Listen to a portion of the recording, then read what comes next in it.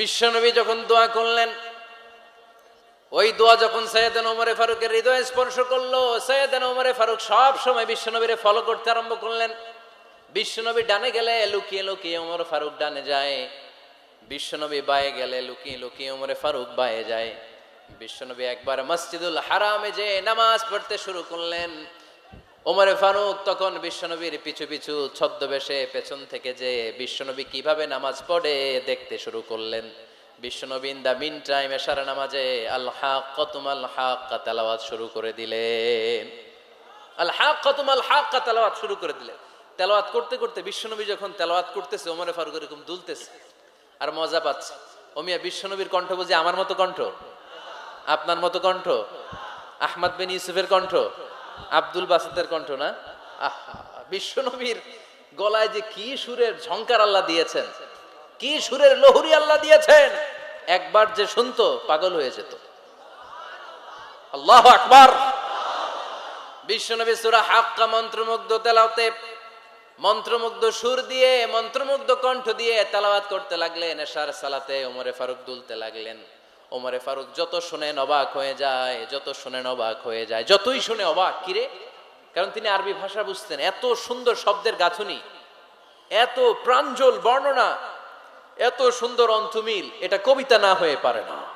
উনি মনে মনে ভাবলেন, এটা মনে হয় কবিতা। It might be poem, it could be poem. Muhammad মনে হয় কবি হয়ে গেছে, তার কাব্য প্রতিভা দিয়ে সে এটা বানিয়েছে। তা না হলে এত সুন্দর কথা, এটা কবিতা না হয়ে পারে। ইন দ্য মিন টাইম বিশ্বনবী কিন্তু দেখতেছে না যে পেছনে ওমর।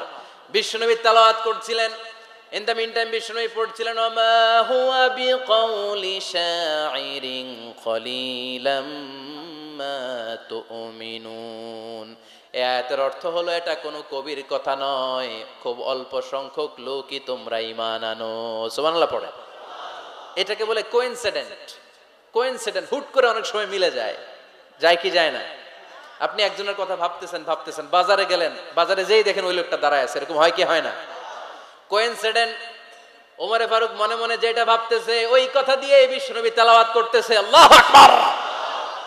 বিশ্বনবী যে আয়াত তেলাওয়াত করছিলেন, আয়াতের অর্থ হলো, এটা কোনো কবির বানানো কবিতা না, খুব অল্প সংখ্যক লোকই তোমরা ঈমান আনো। ওমরে ফারুক আটকে উঠলেন, থমকে দাঁড়ালেন। ঘটনা কি? আমি মনে মনে ভাবলাম, কিরে এত সুন্দর কথা, এটা তো মানুষের কথা হতে পারে না, এটা নিশ্চয়ই কবিতা, কবির কথা। কিন্তু মুহাম্মদ এখন আবার পড়তেছে, ওমা হুয়া বিকাউলি শাইর, এটা কোনো শায়েরের, কবির কথা নয়। কলিলাম মা তুমিনুন, অল্পই তোমরা ঈমান আনো। তার মানে আমার মনে যা চলে মুহাম্মদ এটা টের পায়। মুহাম্মদ গণক। নাউজুবিল্লাহ পড়বেন না? মুহাম্মদ অনেক বড় মাপের একজন গণক। মানুষের হৃদয়ে কি চলে, মনে মনে কি ভাবে, মুহাম্মদ না দেখেও বলে দিতে পারে। ইন দা মিন টাইম বিশ্বনবী পরের আয়াতে পড়লেন, ওয়ালা বিকাউলি কাহিনিন কলিলাম মা তাযাক্কারুন। এই আয়াতের অর্থ হলো, এটা কোনো গণকের বানানো গণনা নয়, খুব অল্প সংখ্যক লোকই তোমরা উপদেশ হিসেবে এটাকে মানো। সুবহানাল্লাহ পড়েন। এবার আর ওমরে ফারুকের সহ্য হয় না, কি আজীব তামাশা। প্রথমে মনে করলাম কবিতা, মোহাম্মদ কয় কবি না, সে কবি না, এটা কবিতা না। তারপরে ভাবলাম সে গণক, সে আয়াত পরে পরে বলে দিল এটা গণনা নয়, তাহলে এটা কি? এটা কি কবিতাও না, গণনাও না, তাহলে এটা কি? বিশ্বনবী তখন বললেন, তানজিলুম মির রাব্বিল আলামিন। সুবহানাল্লাহ পড়েন। পরের আয়াত ছিল তানজিলুম মির রাব্বিল আলামিন। এটা দুনিয়ার কোনো কবির বানানো কবিতা না, এটা কোনো গণকের গণনা না, এটা কোনো সাহিত্যিকের বানানো সাহিত্য নয়, এটা মহাবিশ্বের পরিচালক রব্বুল আলামিনের কাছ থেকে পাঠানো কিতাব কোরআন।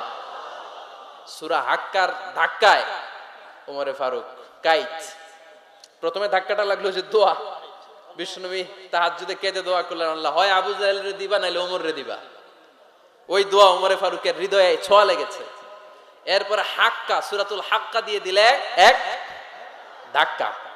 এই ধাক্কা খেয়ে উথাল পাথাল হৃদয়ের মধ্যে, হায় রে এ কি বাণী, এ কেমন কথা, কে মুহাম্মদ? তারপরও শয়তানের ওয়াসওয়াসা আছে না নাই? আল্লাহ বলে, যতই ওয়াসওয়াসা ওমরকে দেয়া হোক, আমি ওমরে ফারুককে এই মুসলিম উম্মতের সেনাপতি বানিয়ে ছাড়বো, আমি সেনাপতি বানাবো।